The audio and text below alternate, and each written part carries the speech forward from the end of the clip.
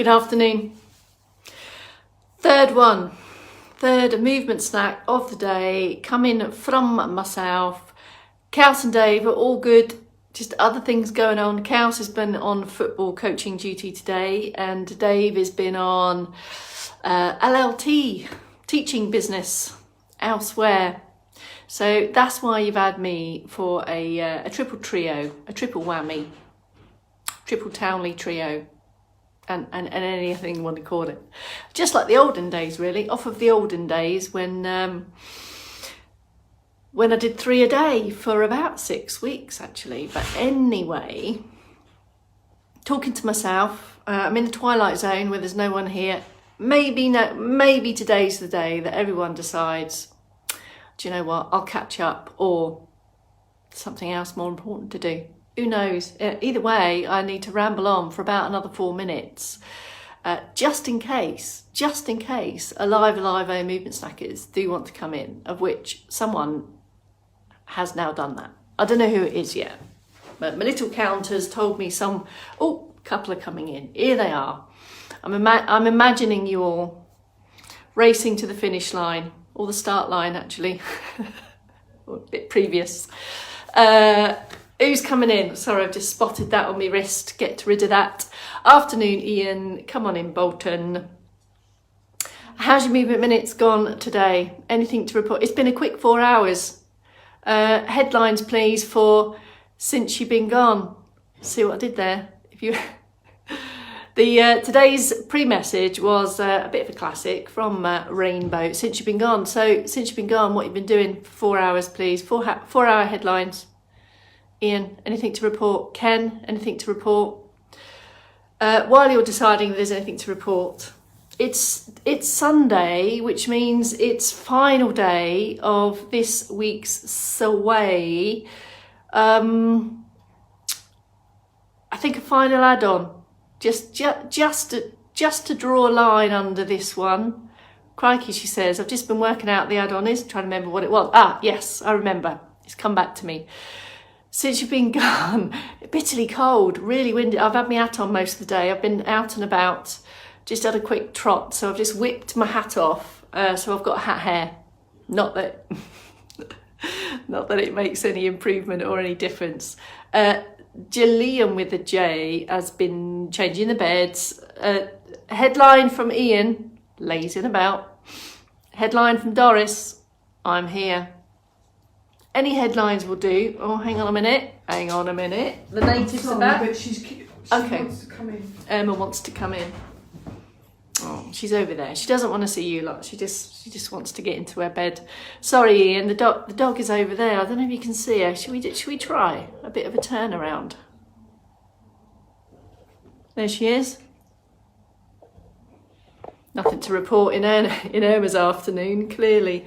Oh dear, now my tripod's gone wonky. I'm on the wonk. I forgot the chair in. I see, I knew I shouldn't have done that. There we go. A proper day of background changes. Look, you had a background. I did laugh. It made me chuckle, Bridget, when I said I was going to do a double background drop change. And I think you thought that was one of the moves, but it was just me changing the background. Thanks, Ian. Best part of the day is seeing Emma curled up on her bed. She knows I'm talking about her. Her ears are doing this. I can see the whites of her eyes. Sunday Swasters. I like that one, Margaret. You've been ironing. Let's not talk about ironing. You know I don't. I'm not a fan. I haven't ironed since about 1992. It's true, by the way. Anyway, I've talked about my ironing habits or non-ironing habits before. CK's in. I had, a bit of Cirque Boost just to energise and invigorate. Carol, no problem. You've got an oar from Doris. You went down well, and they're liking the look of you. She's probably looking at me. Right, ready? Maybe last minute or so. It's a shift change. Sorry, it's Sunday. Shift change tomorrow. I think. Bit confused. I think I'm on noons next week. I think, but there's bound to be some anomalies because I'm out and about on LT face-to-face training, teaching and bits and bobs, so there will definitely be some switch arounds next week as there normally is, but one of us will be here. On that note, we're there. 3, 2, 1. Good afternoon, Bex Townley. Third one today. Let's get going. Final movement snack of the week, and then it all starts again tomorrow. So boost, bit of swaying, coordination to get the brain matter going as well. Standing stuff with coordination is going to increase the balance challenge. So have a look first, decide if you're going to take it in stand or if you want to have a rehearse in seated first. What's going on there? Hello Pat, and hello Red Rita, and hello everyone there. So boost time, come on, invigorate time if you've been a little bit inactive for the last couple of hours. Lift and lengthen your accordion bits from the middle. So if you've been feeling a bit here-ish, can you get a bit more here-ish? Lift and open, a bit of a pinch in the shoulder blades, hip width at feet, just making for easy transfer. Just check that you feel confident, steady and stable, and then get going on the steady circ boost. You might want to leave a hand behind here or a fixed piece of furniture here. Just build it up. We've done build it up, Buttercup, many times before. Just start steady, feel your way around this, ankles, feet and toes in the mix, and then start to just bring in. We're boosting the circulation, getting the moving parts going, using external support to the side or to the front if that's right for you, bringing it all in if that's right for you. So there's a whole raft of combinations. You might want to fix up the bottom ends and then just focus on top end separately.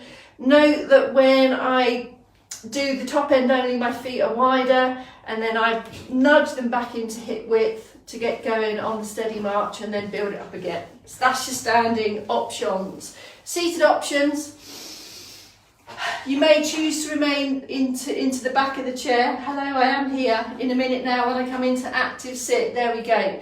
So I'm still in the back of the chair, but I've come away from the chair back, and this might be the right position for you to take your circulation boosting upper limb only. Or it might be comfortable to bring in legs if that's right for you, but we kind of crowbar in some extra hip walk because this is kind of better preparation for sit to stand if indeed you're going to come to that. There's the foot, the feet going on there, there's the low lift toes coming up. So bit by bit, there's the successful movement. If that's going well, that's going right, we add another bits and then other bits. If it starts to go a bit pear-shaped and we lose coordination, take a pause, stop, have a slump, build it up again, bit by bit, add it on.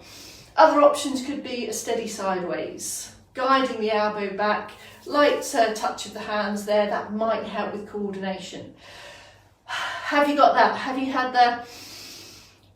the boosting effect, circulation boosting effect? Just to add in here, obviously the muscles of the legs are much bigger than the muscles of the arms.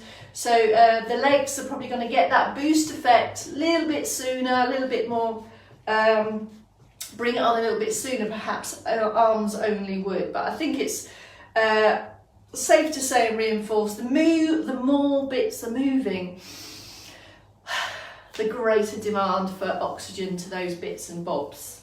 Bits, bobs and supporting parts. Okay, ready on? Ready on. I'm going to come to stand. Remain in sit, of course, if that's your preference. Let's pick up where we left off yesterday with Kels, and I've got a bit of an add-on for you. Feet are kind of hip width, but slightly wider. Now, just before we get going on this, folks, just put in a rehearsal of the leg movement. So, I'm using external support. I'm going to take the weight off that leg and then take a shift and lift of the toe. So I'm in this open hip position, knees are facing direction of the toes, take the weight off the leg to make for an easy shift, and then the other side. So if you do want the leg movements, just practice them first with support to check you feel steady and that it's right for you. We take the weight off that leg so that it can move. This is significant. Take the weight off the leg so it can move. You may decide you don't want the legs. It's entirely up to you. Right, here we go. Ready? Some floaty arms just to get us in the zone. Both arms doing the same thing. And then we're going to add in the complexity. Have a look at this. So both arms on the float. And then I'm going to take my right hand on a palm up and a palm down, and then I'm going to take my other hand on a palm up and a palm down. So just some subtle changes where the hands aren't quite doing the same thing. Not quite doing the same thing. Have a play around with that. Take a pause. Then we're going to have an L shape. So the L shape comes here. Back to base in the middle. And then an L shape the other way, there and there. Can you see my hands in? And then I'm going to go straight into the changing L-shaped arms, there. How does that feel? Take a pause. If all of that went well for you, here's some add-ons. If you're still trying to get your palms, hands and your arms and ups down, you might not want the add-on. Have a look. So I'm going to take the L-shaped arm, the weight comes off, the toe comes up, and I place it down. And then I pick it up again. Toe comes up, back to base, down. And I've changes through to the other side. There's the weight shift. And I'm going to face the direction of the toe, back to base, here. So kind of that's where we were. Slow lift, place it down. Taking the weight off that foot, shifting it through or not, so it could just be upper body, trunk and arms. If you're not ready, if you don't feel you're quite ready yet, there. If you need a bit more time, you can add an extra float in the centre and then take the L shape. That might help also. I'm going to add in something now. She says, frantically trying to remember what it was. Okay, here, it's come back into my memory. All right, on the L shapes, we're going to go palms up, take the switch. Now, I'm going to stay here. Now it's all about the wrist. So I've got toe up and just hand floats here. So you're kind of got your, do you remember when we did splats? So this opening the hands, the toes coming up as well. So the foot and the hands are doing the same kind of complementing each other, shall we say. Some of those, and then back to the switch, to the other side, palms up, foot up, and then we're going to stay here. So head and chest facing the diagonal, and there. We could call this a Tommy Cooper, I suppose, if you want. So we've got this little bit of weight shift going on, the toes coming up, toes coming down, shin muscles working hard there. I'm at a slightly wider base of support to feel balanced. There's the last one. And then we come back to base to here. Pause, end of sequence, come back in. Have a switch off. See how that feels for you. I'm going to go round one more time from sit position. Remain in stand if you'd like. In sit. If you're going to bring in the foot movements and seated, it's going to be a little bit more comfortable if you take the feet slightly forward so that your toes are forward of knees. So I'm going to go round in sit, up to stand, whichever you choose. Right. Through the centre then, hands the same, and then let's just try to get your head around having one hand up, one hand down. Let's go for the L shape. So L shaped in sit, it's going to come up to here and then lower. Back to the centre, L shaped. You haven't got quite as much room, so your hands are going to kind of sit around waist height. Now, do you want the foot in this time? There and there. So we can take some toe raises with some floaty hands, getting the hands to extend, fingers as well. So we've got a bit of a hand sway going on. Pick it up, back to centre, to the other side. Trunk turn as well. Bring in some extra hip hinge if you would like, hands and feet if you would like, or just hands, and then back to base. Or you can just take it through on the L-shaped arms, swishing your way through there with or without the trunk turn. And you've still got the hand issue, one palm up, one palm down, or doing both the same, whichever you prefer. That's your Sunday sway. I'm going to remain in sit, up to stand if you prefer. Now in sit, let's move into the stretch. The stretch series, head stays still. If you're in sit, your thighs can kind of help you get some extra shoulder blade activity, and bit by bit you squeeze the hands a little bit further back until you go for the pause here and then come out of that. So you might want to have a look, pit stop, active again, maybe a few shoulder rolls, and each time can you see I'm edging the hands back, back, back, increasing the range and going for the pause and release. If you're in stand, you might want to nudge up closer to the table. There's the chest stretch position there, or you might want them in front there. So that chest stretch gets the shoulder blades drawing together.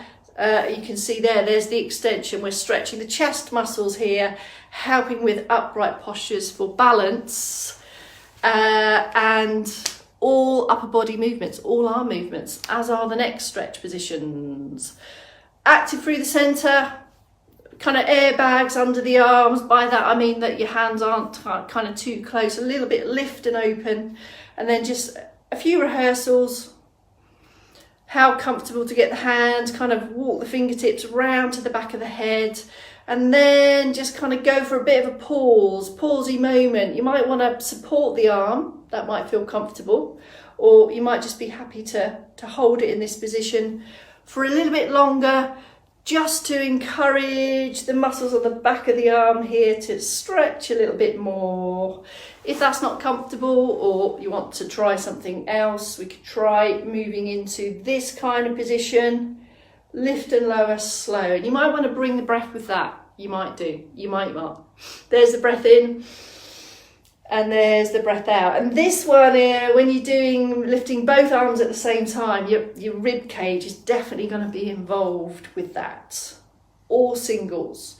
This elbow position is going to be anywhere from pointing to the floor, pointing to head, or up, whichever's right for you. And you might feel a bit more mobile on one side than the other. So you can kind of check in to feel, maybe I can work a little bit more on that side. So by way of example, my left side is not as freely moving as my right. That's hard work for me to get there. Whereas on this side, no problem at all. We won't talk about my old injuries. No. There you go. Side of trunk now then. Here we go, trunky sides. So this is so that we can reach and bend and get to higher places. So a couple of ways we can get into that position. We can go back through where we've just come from and then go for the reach, like so. And I just kind of generally show this. Once you've gone for the reach, this other hand just might support that arm on the way down. Arms are heavy, aren't they? If you are in seated, anchor the buttocks. Which bit do you want? Do you want that one? Or do you want single arms? Reach, shifting through the side there. And you might not want any arms in that at all. You might want to take your Cossack arms and take a bend here and a pause. There's the stretch, which is kind of lengthening one side and then the other, or your hands might be on the chair like so, all helping with improving bendy sideways, stretchy upways movements. These stretch positions, if you're comfortable to hold them for a little bit longer, on this one it's just a couple of seconds up there and then it comes down again. If your arms aren't happy up there, don't put them up there, just kind of do something, take it as far as you comfortably can. That's your top end. So we just done the chest stretch, we've done the back of the arm, and then we did the upper side. variations of. 2 leg stretch positions now, the back of the thighs and the back of the lower leg, the calves. In sit for this one, if you know the standing options and you're happy with them, then of course do those.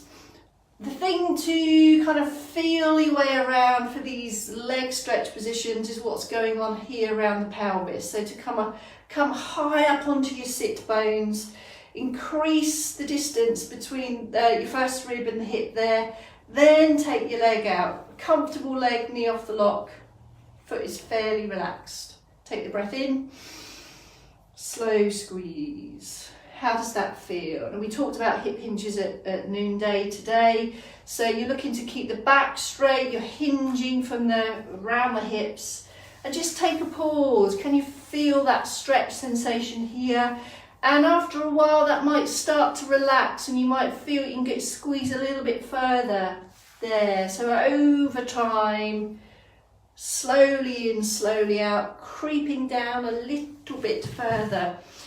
These types of movements, these kind of stretchy type hold positions, really do need the muscles to have moved or been moving. Not something to do if you have been sedentary for a long while and haven't been moving. So get the muscles moving. That's why we always start with a bit of circ boost, for example.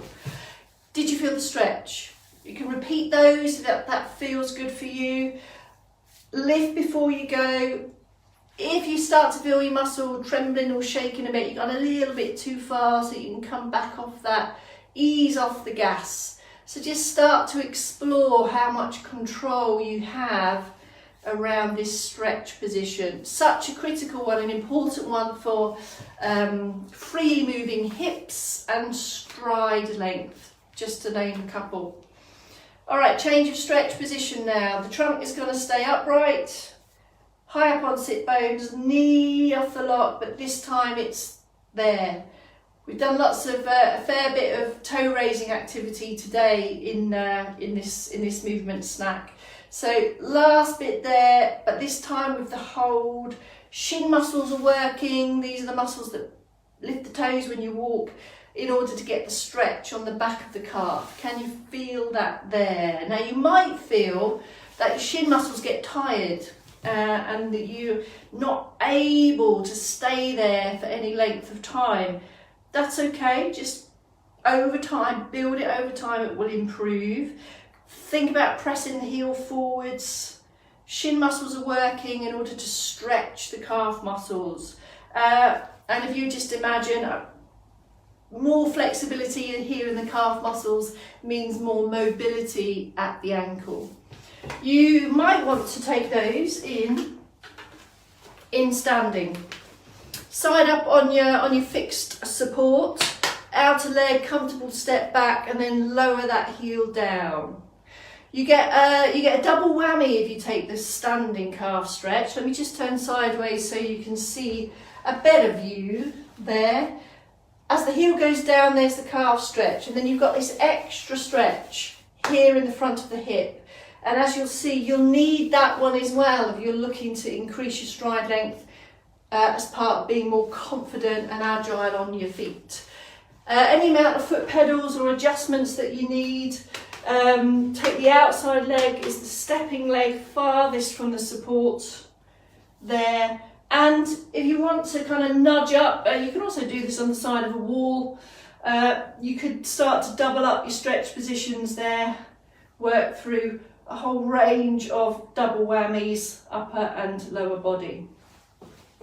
That, folks, is it. Maybe put in some press downs there, some stretch across the top of the shoulders and your forearms here and here. We did a fair bit of wrist activity on the noonday, so you might want to do some extra bending in the other direction to keep the forearms moving, flexible for all your grippy grippage. Glasses on, specs done, that's it. Sunday's done, ticked. Thanks everyone for all your comments. That's another week done. Tuesday arrives at 20 months of the mission. So we'll have a couple kind of celebrate it every month really. So 20 month on Tuesday. I'm probably not going to see you for a couple of days next week because I'm out and about on other stuff, but one of us will be here. So I will see you tomorrow, I think at noon, I think. Anyway, that's it. Triple whammy from me done. Great to have you folks. A joy as always. Yep, crowbar in a quad stretch, Super G, no problem. Have a good evening folks. See you tomorrow. Bye for now.